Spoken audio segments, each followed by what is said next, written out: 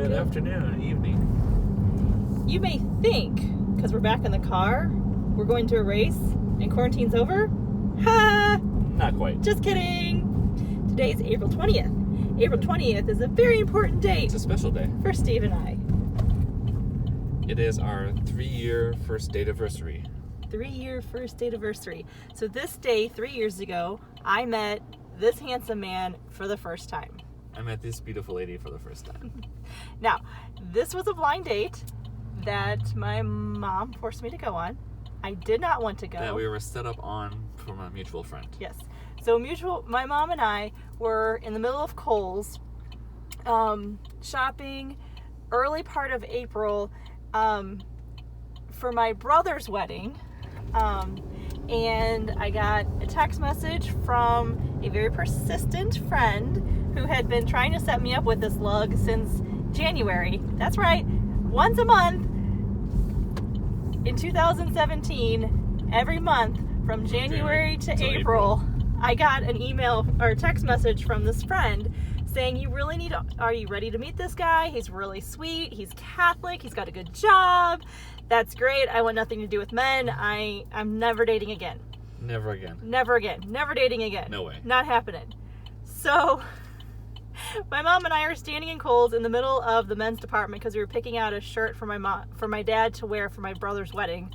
And my mom never looks over my shoulder whenever I get a text message, but I get a text message from this friend, and she looks over my shoulder, and it was a picture of Steve in his Life Runners jersey.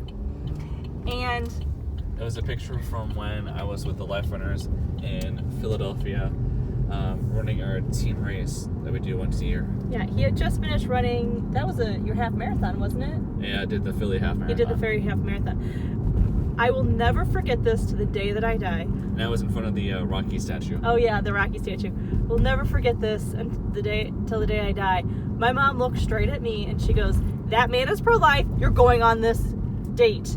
And if you know my mom at all, you know that she is the softest, quietest, gentlest mouse in the world. Except for that one time. Except for that one time when she gave me a direct order, which was the first direct order that she'd ever given me, minus the time I almost ditched her car when I was learning how to drive. But that's a whole other story. My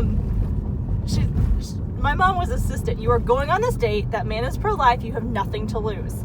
And that's the only reason why I said yes to the date. I told my mutual friend that go ahead, you can give him my number.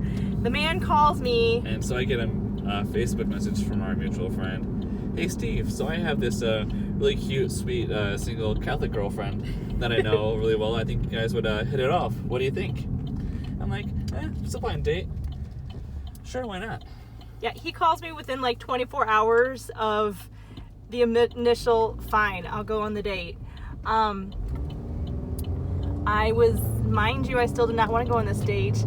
So I set it up that we would go to Buffalo Wild Wings. Because at the time, I did not have cable. So I had no access to the St. Louis Cardinals. So I figured if the date sucked, I could at least watch the Cardinals game at Buffalo Wild Wings. Which I commend. I mean, we all love the Cardinals, so. And because of that, today I am wearing my St. Louis Cardinals running pants. That and because Steve and I were supposed to run the St. Louis Cardinals 5K, and obviously it got canceled. The other weekend, yeah. Because of coronavirus. So I'm wearing my Cardinal running pants in honor of our first date because I didn't want to go on it because and the only reason why I went so I could watch the Cardinals game.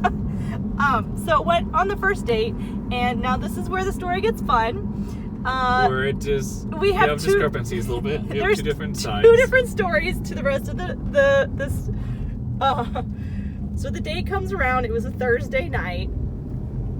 And around this time, actually, about 5:30. Yeah, it actually was when we agreed to meet. And I almost dropped the phone. Sorry. We agreed to meet just for drinks. We weren't meeting for dinner. It was just drinks. So I get there, I'm early, I'm like, great, where's this guy? He's a late guy, like, I don't do people who are late, like, this is grumbling the whole time. He walks in, I'm like, oh, okay, whatever, he didn't sweep me off my feet, but that's okay. We sat down, he was quiet. He said Wyatt. very little to me. Very little. Very little. Like, nothing at all. The way you paint it makes it sound like I just sat there and you were talking at me the entire time. But I actually did speak on the date. We actually held conversations. He was engaged. He was a good listener, but he didn't say much. This is where we disagree. So I did speak more than she gives me credit for. Granted, I am an introvert, she's an extrovert, and that is just in our nature, that she's the talker of the relationship. But I don't think our friends know that at all. No, not at all. I don't think anybody who's ever watched any of our posts could tell. If you haven't picked up on it by now, who the introvert and who the extrovert is. Maybe one or two of our videos. Okay, so at the end of the date, I think the Cardinals won and I was done. I'm like, okay, I'm ready to go home. Like, I'm done. So he walks me to my car. Now, mind you, normally I would think that was really romantic, but I wanted nothing to do with men. So I'm like, leave me alone. I just want to go home and put on my pajamas and watch Dr. Quinn. Like, that's where I was in my life. I was watching Dr. Quinn because, I mean, it's the best show ever. So Jane Seymour, if you're watching, I would love to be on Dr. Quinn. Oh my gosh, that would be a dream to meet you and to wear some of your clothes. Considering they're doing a revival, that might happen if we can get the word out to her. That would just make my life. Okay, back to regular serial programming. So I walk you he to the walked car. me to the car, and I'm like, oh my gosh, why is he not leaving? I just want to go home. He gives me a hug. He's a gentleman, opens my door for me, closes my car door for me. What a sweetheart. I called my mom immediately when he was out of sight. Mom, I will never hear from this man again. He did not talk to me the entire date. It was terrible. I'm going home and I'm watching Dr. Quinn to make me feel better. Because Didn't talk the entire time. And my mom, again, had a prophetic, I will never forget this, put her foot down. Deanna, if that man calls you, you're going on the second date. He was just nervous. You are giving him a second date. Okay. She was actually a little more poignant with this one, so okay. Yeah. So he calls me like 24 to 48 hours after, and I saw his number come up, and the first thought I thought was, oh, damn it, now I have to give him a second date. Exactly what I thought. Yeah. And I'm not a cusser, so I think that's hilarious. Thank you. There we go. So the second date, we set it up for a Friday, and he decided he was going to take me to Bonefish. I'd never been to Bonefish. I love seafood. So it was a Friday night, and I actually was puttering around school Friday afternoon after school was out, playing in my classroom, and my para at the time and the librarian were the only two people in the building that knew that I had a date, and they escorted me out of the building to go and get ready for my date.